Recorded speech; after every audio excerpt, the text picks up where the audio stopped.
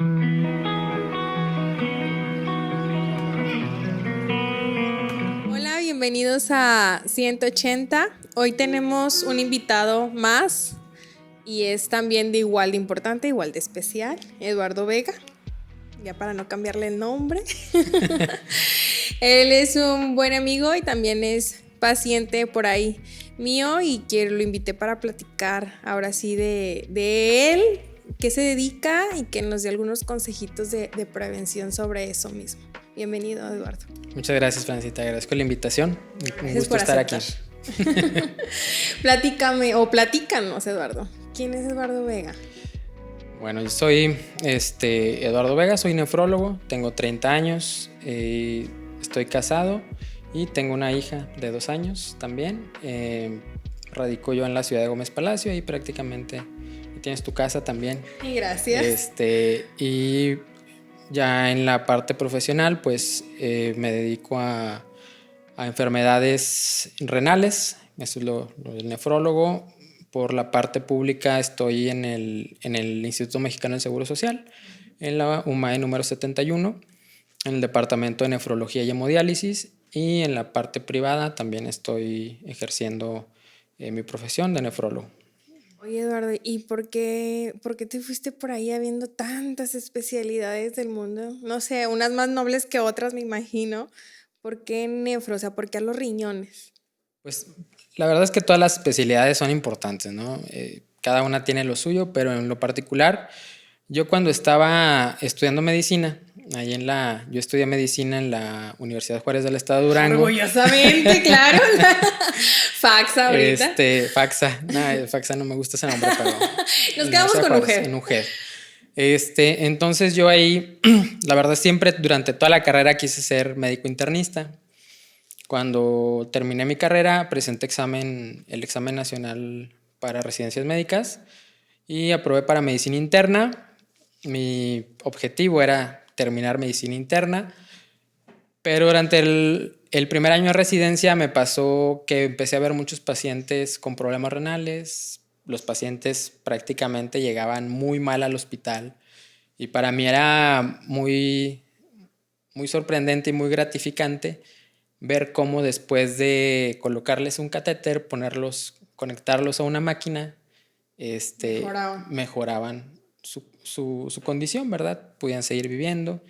Y gracias a eso, pues me empezó a interesar un poquito más la nefrología. Ya en el R2, pues el R2 la verdad fue que el año más difícil de ¿Qué es el todos. R2? El R2 es el segundo año de medicina interna. Generalmente el segundo año de medicina interna en aquellos tiempos se cursaba ya en una unidad médica de alta especialidad, así como la 71 a mí me tocó hacerla en la 25 de Monterrey. Entonces era mucha carga de trabajo, era muy pesado, pero pues siempre aprendías algo nuevo, ¿no? Ya en ese entonces pues tenía en mente hacer una subespecialidad y ya traía desde el R1 la cosquillita, como dicen, de irme a hacer nefrología. Así que pues presenté para derivarme o para hacer nefrología aquí en la UMAE 71 y pues sí aprobé. Fui aprobado, fui aceptado aquí en la unidad. Ahí cursé mis 3 años que son de especialidad en nefrología y pues nada más. Ahí actualmente también trabajo ahí. Y ya pues ya te quedaste y pues te queda en corto, ¿no? Ahorita hablábamos Pues, de las distancias. Sí, más o menos está un poquito retirado, pero sí me gusta mucho estar ahí. Eduardo, y cuéntame un poquito, bueno, cuéntanos un poquito, cómo caemos en tus manos. Sí, o sea, ¿cómo es que llega una persona a que lo atiendas tú? O sea, ¿en base a qué, derivado a qué? ¿Qué tengo? Ahorita vamos a hablar de lo que no debemos de hacer, ¿no? Pero ahorita, ¿qué es lo que se hace o por qué caemos con un nefrólogo? Mira, nefrología abarca una gran gama de enfermedades, principalmente aquellas, el nefrólogo se dedica al diagnóstico, al tratamiento de las enfermedades renales, ¿sí? Y yo agregaría que también tenemos la capacidad de tratar enfermedades de vías urinarias no quirúrgicas, porque lo quirúrgico de vías urinarias ya es del urólogo, ¿sí? por ejemplo, las piedritas, si tienen criterio para que sean operadas, pues van con el urólogo. Pero también lo puede tratar el nefrólogo si la piedrita no es muy grande, si hay probabilidad de que lo expulse, etcétera, etcétera, ¿no? Entonces, la gran mayoría de los pacientes que acuden a nefrología es porque durante sus exámenes de rutina les encuentra una creatinina elevada. ¿Sí? La creatinina es una sustancia que se produce normalmente derivada del metabolismo muscular. Y la utilizamos como marcador de daño renal porque esa sustancia el riñón normalmente la filtra. ¿Sí? Se la tira el riñón, ¿no? Entonces conocemos la tasa de producción y la tasa de eliminación y así hay fórmulas que con la creatinina sérica podemos estimar la tasa de filtrado del riñón, es decir, el porcentaje de función, vamos, que tiene el riñón en ese momento. Entonces, es muy común que el paciente se tome algunos exámenes de rutina, lo vea al médico, le diga que trae la creatinina elevada y que tiene que buscar un nefrólogo. Aquí es la mayoría. Perdón que te ponga la pausa, pero quiero poner que tú lo digas y no que lo diga yo en consulta. Pero, por ejemplo, un viernes o un sábado en la laguna, en carnita asada, y ándale que pues, todo el mundo se excede en las carnes asadas, ¿no? Entonces, por poner un ejemplo muy común, y luego me toca hacerme el examen, ¿no? Y puede salir elevado, no sale elevado, mi cuerpo es capaz, aunque yo me haya excedido en ese momento el consumo de carne, hablando de proteína animal, mi cuerpo es capaz de eliminar ese exceso y regularizarme sin ningún problema y sin que mi creatinina en este desecho que es la creatinina en mi sangre se vea elevado, o puede salir elevado en un momento aunque nada más haya pasado ese suceso. Bueno, esto depende de quién sea la persona que se hace el estudio. Si es una persona que ya tiene problemas renales, indudablemente su creatinina se va a disparar. Se va a disparar bastante. Pero si eres una persona sana, y también depende de la cantidad de ingesta, que se eleve o no la creatinina, generalmente no se debería de elevar, ¿sí? Porque tienes una buena depuración. Pero en personas que ya tienen algún daño renal, sí es muy común que se eleve. Por eso la importancia de la nutrición en el paciente renal, ¿verdad? La restricción proteica, que es muy importante. Y esto es un punto muy importante también porque hay muchas investigaciones o muchos artículos que hablan sobre la ingesta proteica elevada que tenemos, o la dieta occidental que tenemos, que es elevada en proteínas de origen animal, y la caída en la función del riñón. Sí se ha asociado a un consumo elevado de proteínas al desarrollo de enfermedad renal, así como la ingesta alta de fósforo. Fósforo está presente en muchísima cantidad de alimentos, enlatados, en embutidos, y lo que yo siempre le menciono a mis pacientes, hasta lo que ustedes piensen que no tiene fósforo, lo tiene. Un ejemplo, los antihipertensivos tienen fósforo. Entonces son cantidades que un nutriólogo renal tiene que tomar en cuenta al hacer la dieta, porque es un aporte extra de fósforo. Las carnes utilizan fósforo como conservador para darles un color y un sabor que no sepa tanto a carne, ¿no? Uh-huh. Como dicen. Entonces todo tiene fósforo prácticamente. Entonces ese alto consumo de productos procesados te puede llevar a una pérdida más rápida de la función renal, ¿sí? Entonces, si consideramos que ya una persona, por simplemente el hecho de tener más de 30 años, va perdiendo tasa de filtrado con cada año, pues sumándole la dieta, pues la pérdida de la función va a ser mayor. Hay otra cosa que es mucho más común que eleven creatinina que el consumo alto de carne, que es el paciente que tiene mucha masa muscular. ¿Sí? El paciente que va al gimnasio, que consume proteína, que tiene una gran masa muscular. ¿Están escuchando? Entonces, ese tipo de pacientes tienden a elevar una creatinina. No siempre una elevación de creatinina es mala, ¿sí? O quiere decir que tengas un daño renal.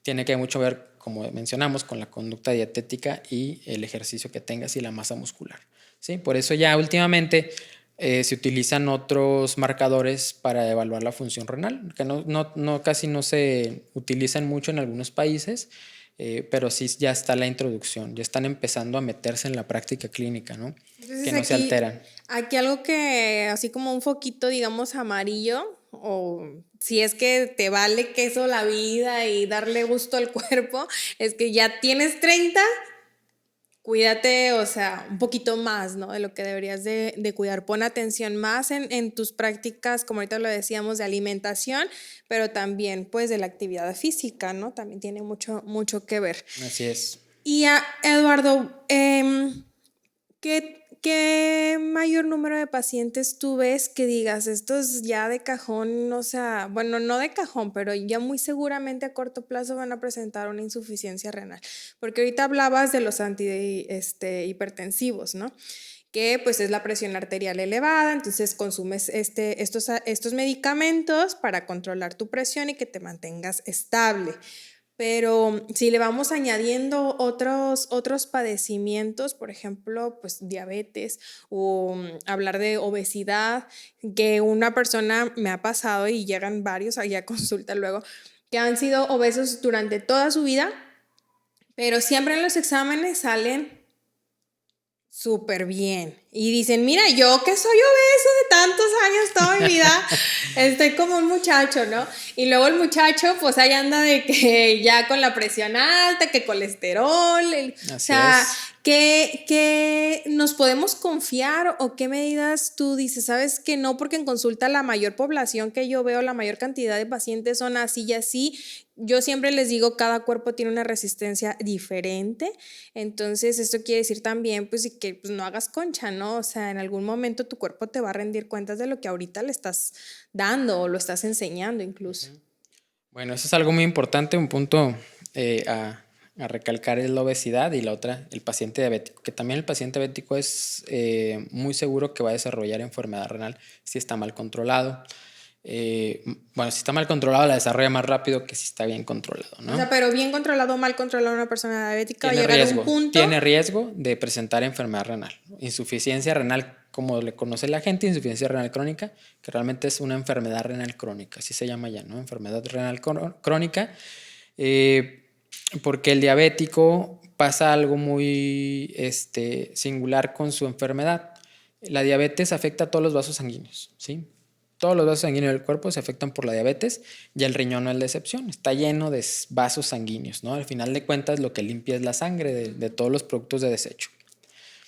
La diabetes origina que adentro del riñón aumenten las presiones en esos vasos sanguíneos, en esas arterias. Y el riñón funciona como un sedazo, como como una criba, ¿no? Deja pasar algunas moléculas tóxicas y las demás no las deja pasar, etcétera, etcétera. O sea, al aumentar la presión, ese sedacito se va a abrir, va a empezar a escapar proteínas y lo primero que se observa en un examen es la microalbuminuria. ¿Sí? Lo que tú puedes ver clínicamente es microalbuminuria, es decir, está perdiendo una proteína que se llama albúmina por la orina. Y esto es bien importante porque siempre te marca todas las guías clínicas que paciente con diabetes tipo 2 al momento del diagnóstico le pidas microalbuminuria en orina para detectar si hay problema renal. Porque tú no sabes cuántos años haya tenido de diabético y apenas lo estás detectando. Y mucha gente me llega ya con insuficiencia renal casi para dializarse y nunca les han pedido ese estudio. Nunca. Entonces hay que ahí poner un poquito de atención y si no se lo piden, pues yo irme a hacer ese estudio y si traigo microalbuminuria elevada, pues acudir con un nefrólogo, ¿no? Entonces, es el diabético, pasa eso. Otra cosa que pasa muy común con el diabético es que hiperfiltren. O sea, el riñón funciona además, ¿sí? Entonces, tú puedes ver en un examen de creatinina que traen 0.6, 0.5 de creatinina y dices, pues mi riñón está funcionando súper bien, está funcionando hasta además. Ojo, porque ese es uno de los primeros cambios. El riñón funciona además en el diabético y después empieza, como decimos, a cansar y empieza a tirar las proteínas, ¿sí? El obeso pasa algo parecido, hacen hiperfiltración, el exceso, hay tejido adiposo también en el riñón y aparte induce cambios inflamatorios. El paciente obeso tiende a tener una inflamación impresionante, ¿no? Entonces hiperfiltran, también las creatininas desaparecen bajas, pero con el tiempo se va deteriorando ese riñón. Entonces súmale si es obeso, si es hipertenso, si es diabético, pues tiene todos los factores de riesgo para que ese riñón se dañe a largo plazo y en un futuro, si no hay los cuidados necesarios, pues termine en diálisis, ¿no? Fíjate, pasa algo muy interesante hablando del riñón específicamente, que por ejemplo, el hígado, ¿no? Se daña y puedes con tratamiento, pues que el solito se vaya como recuperando, ¿no? O dime si no, no, no, Francis, estás pero mal, regrésate. Pero en el riñón, una vez que está afectado, el daño va a ser lentamente si tú quieres, pero va a seguir como en ese deterioro, ¿no? Entonces, ¿cómo es tan importante cuidar algo de los que a veces no se habla o cuando se habla no le entendemos? Porque hablas de simplemente hablar de nefrología y qué es eso, ¿no? Hablar de albúmina y qué es eso. Entonces hay muchas dudas en esta parte y es muy importante y por eso pues también pues, la importancia y la relevancia de que tú como especialista vinieras y nos hablaras de este tema, porque además se puede desarrollar sin que no padezca ninguna enfermedad. Ahorita mencionabas algo que está en boom hoy en día y que son las personas que van al gimnasio. Ojo, el gimnasio no es malo, ¿sí? Pero aquellas personas que se someten a un cambio de manera estructural de su cuerpo. Entonces modifican la célula y aparte para mantenerla, y son personas que están súper acostumbradas a una cantidad excesiva de proteína en la mañana, a media mañana, en la tarde, media tarde y en la noche. Y a veces hasta tienen una sexta comida o meten colaciones de una proteína de manera sintética. Entonces, vamos, este es un tema muy, muy importante para pues todo el público, no nada más para personas con diabetes, no nada más para personas que tienen la presión alta, no nada más para personas con obesidad, sino personas incluso que caemos en ese exceso de querernos cuidar o vernos ponchaditos, así marcaditos y decir, ay, pues si él tiene el cuerpazo, pues yo también lo quiero, ¿no? Y se van por ingestas súper altas de proteína. Entonces, fíjate, o sea, la verdad yo me quedo así como súper impactada porque pues ahora sí que muy fácilmente podríamos caer en tus manos, Eduardo. Pues sí. Sí. Y ahora, Pero la verdad es que principalmente el punto es tener acceso a la información, ¿no? Saber a dónde acudir en caso de que pase eso, porque muchas veces la gente empieza a irse por otro lado. También me ha llegado pacientes que piensan que es un dolor de riñón y resulta que pues es otra cosa, no es la columna, es el hígado. y es otra bueno, cosa. dices, ya me salvé. Sí, no, la verdad es que es un alivio para ellos saber que Exacto. es otra cosa que corregible, ¿no? La enfermedad renal crónica generalmente, así como lo mencionas, tiende a ir avanzando, pero hay estrategias para minorar esa pérdida de la función. En el diabético, como mencionábamos, cuando empieza a tirar ya albúmina, se pueden emplear algunos medicamentos para reducir la excreción de esa albúmina. Y con esto, el diabético se le dice que es un progreso rápido porque pierden hasta 8 mililitros de función renal al año. Entonces, imagínate que ahí me llegue con un filtrado de 60, pues en menos de 5 o 6 años ya va a estar en etapa terminal, ¿no? Como le mencionaban antes, que ya es la etapa 5. Entonces, si nosotros le damos medicamento, podemos disminuirla de esos 8 a 3. Entonces, hasta podemos duplicar el tiempo que tarda en llegar un paciente a dializarse, si lo agarramos a tiempo. A tiempo. Y luego, cuando ya tú como médico le dices, ¿sabes qué? No sé, Marcos, o Tony, le quis poner el nombre que sea, porque aquí está. Pero te tienes que dializar. O sea, es verdad que luego los doctores son como muy fatalistas. Ay, ese me quiere dializar, ya apenas me vio y ya me quiere conectar, ¿no? Entonces se apanican, o sea, se entran en pánico totalmente y dicen, ¿sabes qué? No, y empieza la negación. No, no es cierto, o sea, ahora sí me voy a portar bien, voy a cuidar lo que como, pero si el médico nefrólogo, bueno, tú sí es como, o sea, ¿en qué momento tú le dices al paciente si tiene que dializar? O sea, porque sí lo necesita ya de urgencia o porque todavía puede aguantar un ratito ahí como que haciéndole el Mickey. Ok, es muy característico el paciente que tiene que dializarse de urgencia. Los síntomas son muy característicos. Es un paciente que ya se siente muy cansado, sin ganas de hacer nada, que no come porque le das con la comida le sabe mal, está vomitando todo el día, le da mucha náusea, no duerme bien, tiene los pies muy hinchados, no puede acostarse completamente en la cama sin varias almohadas porque le falta el aire. Entonces, o hay otros que también ya empiezan a desconocer hasta su propia familia, ¿no? Empiezan con delirio. Entonces, pacientes más, si tú lo ves con laboratorios que ya están altas las toxinas, pues ese paciente tiene que dializarse, ¿no? Indudablemente. Y esto también depende mucho de la función renal.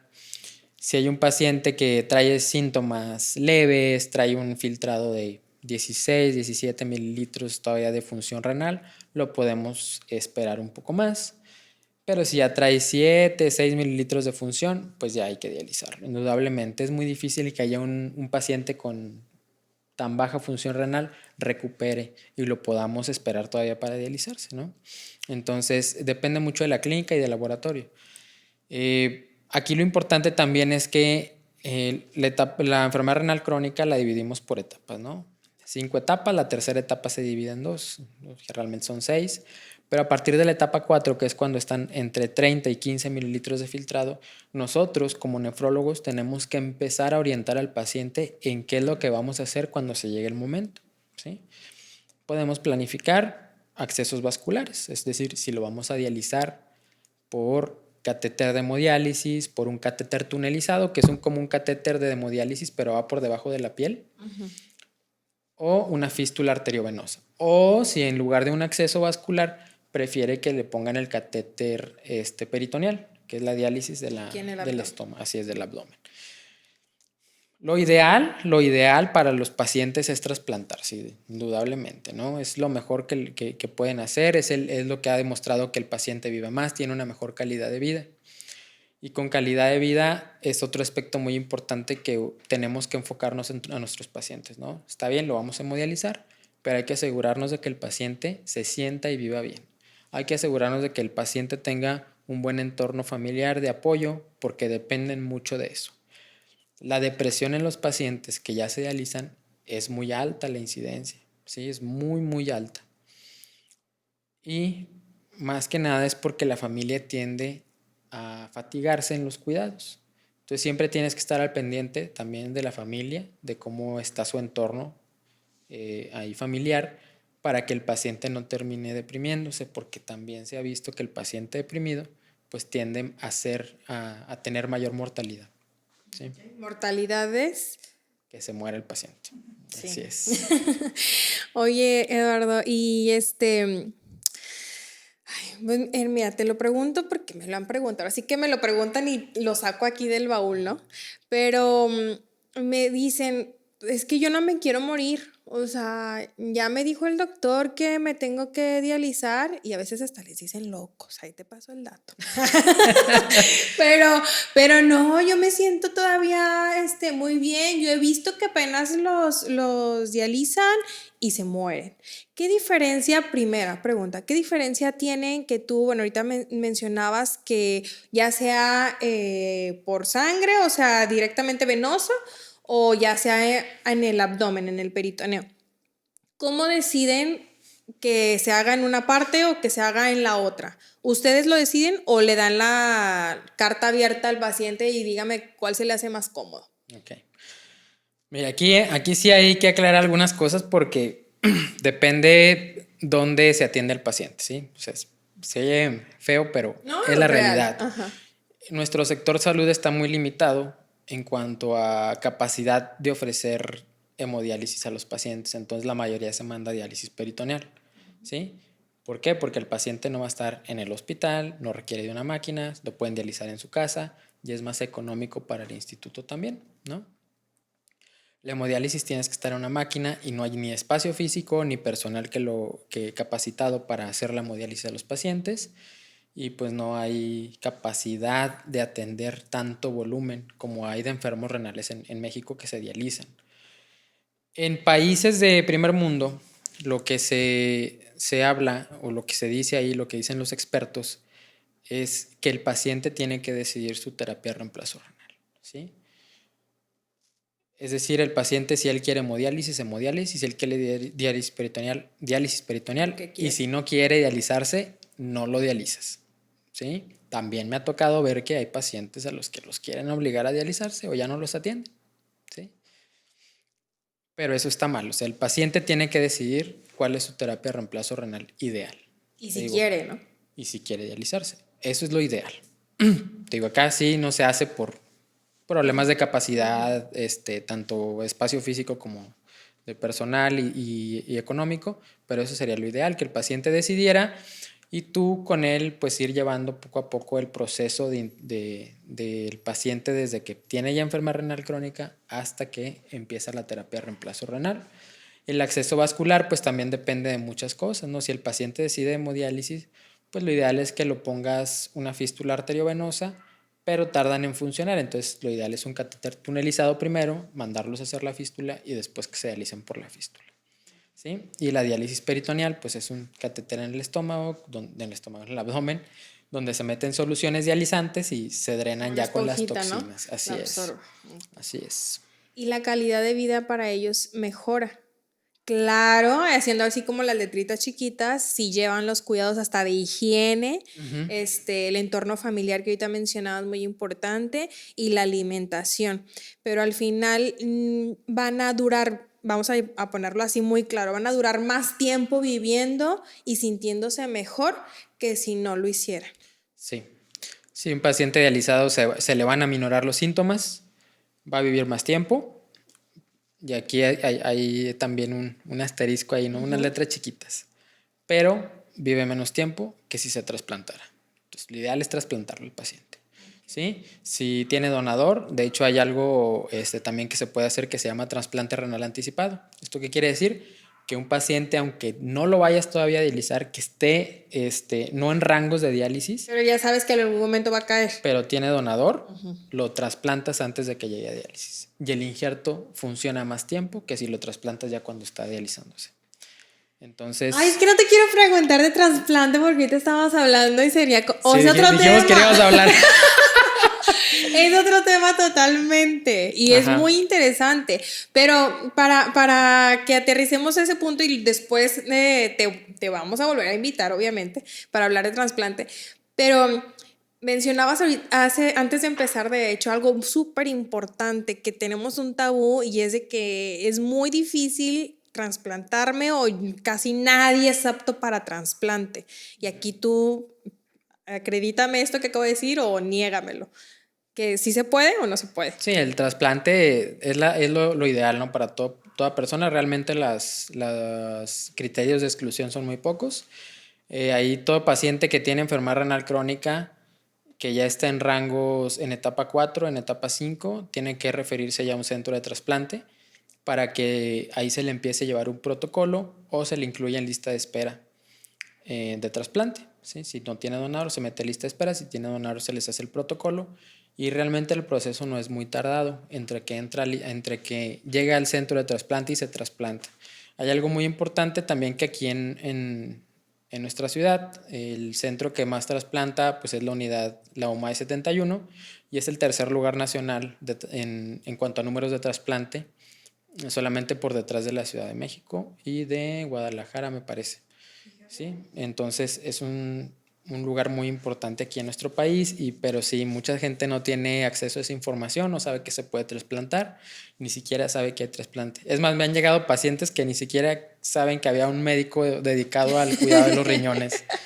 Oye, Eduardo, y por ejemplo, una persona diabética con presión alta, colesterol, ya, todo así como que el cuadro, ¿no? ¿Esa persona también se puede trasplantar? ¿Pudiera? O sea, llevando unos niveles de control tal vez óptimos para su padecimiento, no, pero se puede. Independientemente de la causa de falla renal, se pueden trasplantar.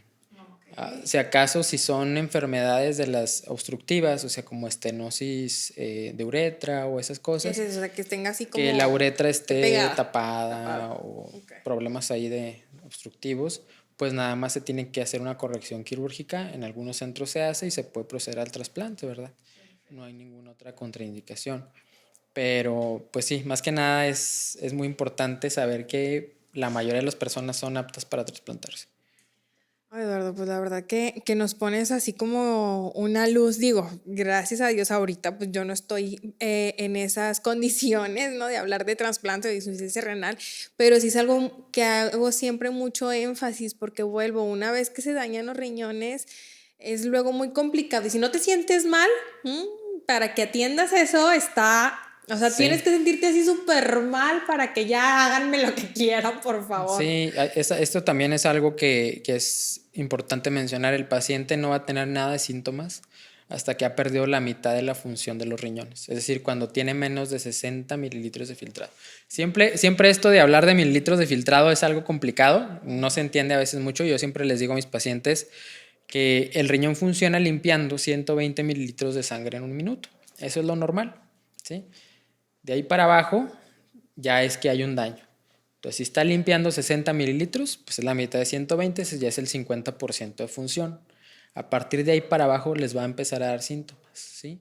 Cada vez que vaya bajando más, van a tener más y más síntomas. No se esperen a que les dé síntomas. No sé, si eres diabético, si tienes algún factor de riesgo como diabetes, hipertensión, obesidad, si tienes antecedentes familiares de personas que llegaron a diálisis, si tienes antecedentes familiares de quistes renales, lo mejor es que acudas para hacerte una valoración, que te hagan algún examen para descartar que tengas o que ya haya algún daño en tu riñón, ¿no? O igual si pasas de los 30 y estás en el gimnasio comiendo proteína como loco, pues también, ¿no? Sí, también se pueden Dar una prueba, exacto, de sangre, ver y que, ok, para está ver bien. un estado nada más basal ahí de su funcionamiento renal.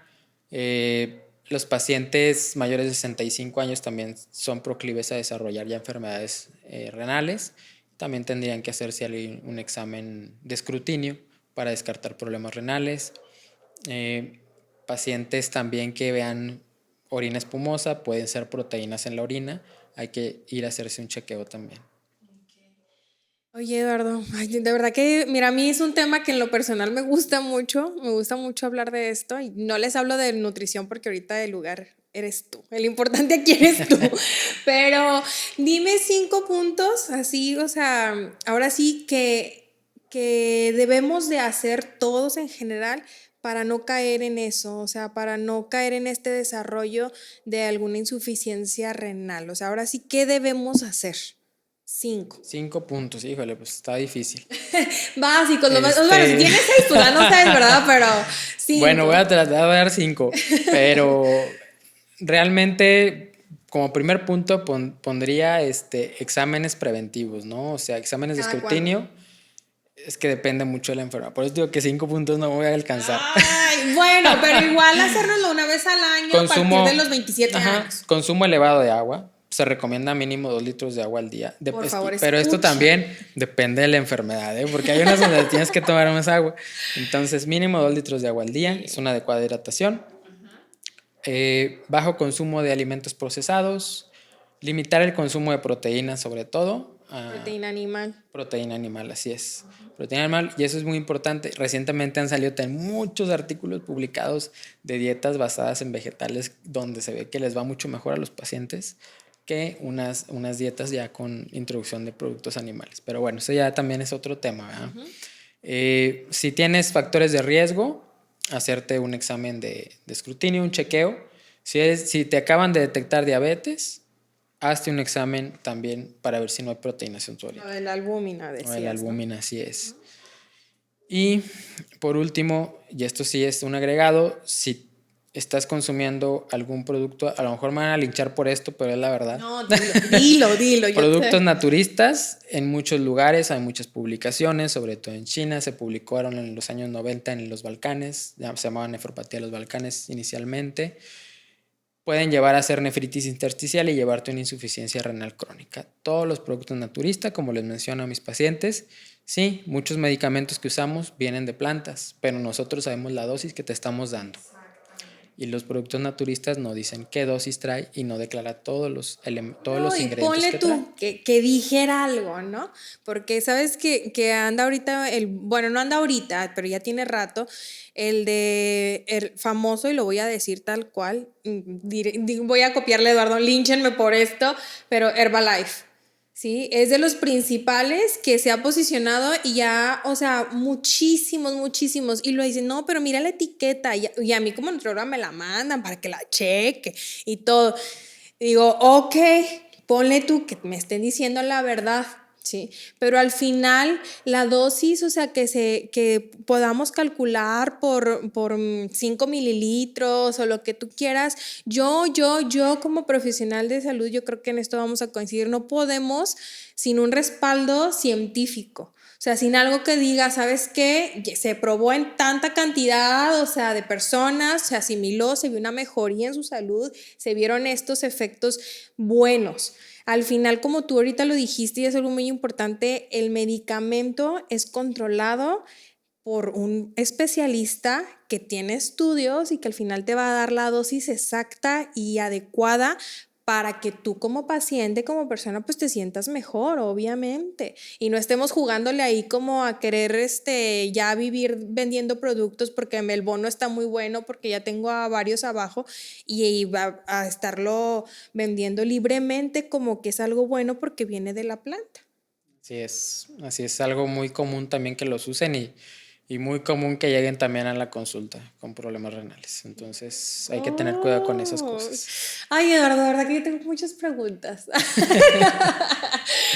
pero me gustó muchísimo, de verdad que me nutriste a mí y yo creo que obviamente vas a nutrir a muchísimas más personas con esta información.